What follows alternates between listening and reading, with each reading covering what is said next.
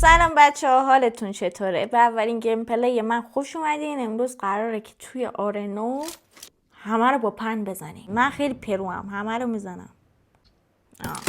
پن رو برمیداریم.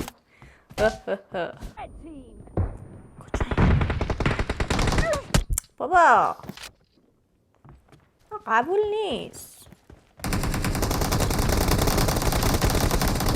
اینو میزنم، تو رو میزنم، تو رو میزنم. وای زدیم بچه ها.